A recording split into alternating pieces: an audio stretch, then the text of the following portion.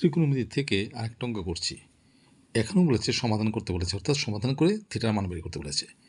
কি দেওয়া আছে? দেওয়া আছে 2 tan 3 theta into cos 3 theta minus tan 3 theta plus 1 is equal two 2 cos 3 theta. আচ্ছা, অঙ্কটা দেখলে পরে মনে হয় যে একটু কিরকম, কিন্তু আসলে অঙ্কটা তেমন কিছু না, খুব সহজ এবং সুন্দর অঙ্ক। দেখো কেমন করে করছি। আচ্ছা, এখন দেখো 3 থিটা কী কী আছে? এটা একটা আছে 3 থিটা, এটা একটা আছে, এটা একটা আছে, আবার এটা আছে সবগুলোকে আমি বাঁ দিকে নিয়ে আসছি। 2 tan 3 theta into cos 3 theta minus tan 3 theta plus 1, এইদিকে আছে সমান চিহ্ন, ডান দিকে আছে 2 cos 3 থিটা, এটা পক্ষান্তরকে বাঁ দিকে নিয়ে আসো, তবে minus 2 cos 3 theta is equal two 0, মানে ডান দিকে কিছু নেই, মানে 0। আচ্ছা, তাহলে এখন কি করব? এখন দেখো এখানে আছে tan 3 থিটা, এখানেও আছে কত? tan 3 theta. কমন যায়, কমন নিয়ে নাও। তাহলে tan 3 থিটা যদি কমন নেই, থাকবে কত? কমন বেরিয়ে গেছে, থাকবে 2 ইন্টু cos 3 থিটা প্লাসে মাইনাসে মাইনাস tan 3 থিটা কমন নিয়েছি, বেরিয়ে গেছে। আসলে কমন মানে কি? কমন তো ভাগ।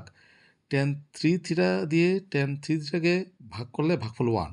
তো এটা আমরা এইভাবেও লিখতে পারি 1, অথবা বোঝার সুবিধার জন্য আমরা এইভাবেও লিখতে পারি tan 3 থিটা তার সঙ্গে কিচ্ছু নেই, মানে কত আছে?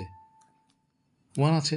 এখন tan 3 থিটা যদি কমন নিয়েছি, এটা বেরিয়ে গেল, থাকবে কত? শুধু 1, শুধু 1।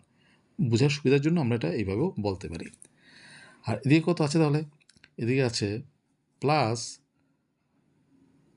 1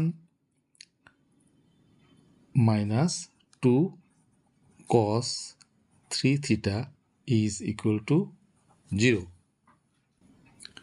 তারপরে করব কি? দেখো tan 3 থিটা এটা যেমন আছে এমন থাক, 2 ইন্টু cos 3 থিটা মাইনাস 1। এখানে করব কি? এই যে 1 মাইনাস 2 cos 3 থিটা আছে না, এটাকে আগে সামনে লিখব, মাইনাস 2 cos 3 থিটা আর প্লাস 1টা পরে লিখব। কেন এরকম করছি একটু পরে বুঝতে পারবে। আচ্ছা, और tan 3 theta into 2 cos 3 theta minus 1, এখান থেকে যদি আমি শুধু মাইনাসটা কমন নেই, থাকবে কত? 2 cos 3 থিটা প্লাসে মাইনাসে মাইনাস 1 ইজ ইকুয়াল টু 0। এই দেখো, এই জিনিসটা আর এই জিনিসটা একরকম হলো কি না? তার জন্যই মাইনাসটা কমন নিয়েছি। और এখন আমি এইটা যে জিনিসটা সমান হলো, এই জিনিসটা আমি আবার কমন নেব। তাহলে আমি যদি 2 into cos 3 theta minus 1 common নেই, থাকবে কত? এদিকে থাকবে tan 3 থিটা, আর এদিকে 2 cos 3 থিটা মাইনাস 1 কমন নিয়েছি, বেরিয়ে গেছে, থাকবে কত? এখানে চিহ্ন আছে মাইনাস মাইনাস, আর তার সঙ্গে কোনো কিছু না, মানে কত আছে? 1 তো ইন্টুতে থাকতেই পারে, যে কোনো সংখ্যার সঙ্গে 1 থাকে। এটা যদি কমন বেরিয়ে যায় তো থাকবে কত? 1। ঠিক আছে, অথবা এটাকে যদি এটা দিয়ে ভাগ করো তো ভাগফল কত? 1ই হবে, ইজ ইকুয়াল টু 0। এখন দেখো দুটো রাশির গুণফল 0, সুতরাং হয় 2 cos 3 theta minus 1 is equal two 0 হবে, অথবা tan 3 theta minus 1 is equal two 0 হবে। তাহলে এখান থেকে আমরা লিখতে পারি और 2 cos 3 theta is equal to -1 দিকে নাও +1 or cos 3 theta is equal to 1/2 দুইটা নিচে নিয়ে এলাম or cos 3 theta is equal to আচ্ছা এখন একটু চিন্তা করব এখন দেখো 3 থিটা কোণ আর দিকে আছে কত cos 3 থিটার cos এখন যেহেতু বাঁ দিকে cos আছে তাহলে ডান দিকে আমার cos আনতে হবে তাহলে কেমন করে আনবো অর্থাৎ কত ডিগ্রির cos তার মান হাফ হয় কত ডিগ্রি কোণের cos এর মান কত হাফ হয় আমরা কি জানি cos 60 ডিগ্রি cos 60 ডিগ্রির মান কত হাফ তাহলে এখন দেখো সমান চিহ্নের উভয় দিকে cos চলে এসছে তো মনে মনে cos ক্যান্সেল তাহলে কি পেলাম 3 theta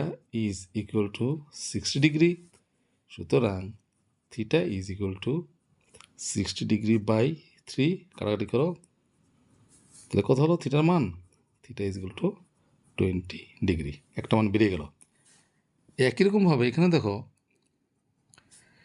tan 3 theta is equal to -1 দিকে নিয়ে নাও +1 or tan 3 theta is equal to আগের মতো যে কত ডিগ্রি কোণের tan হলে তার মান 1 হয় তাহলে আমরা কি জানি tan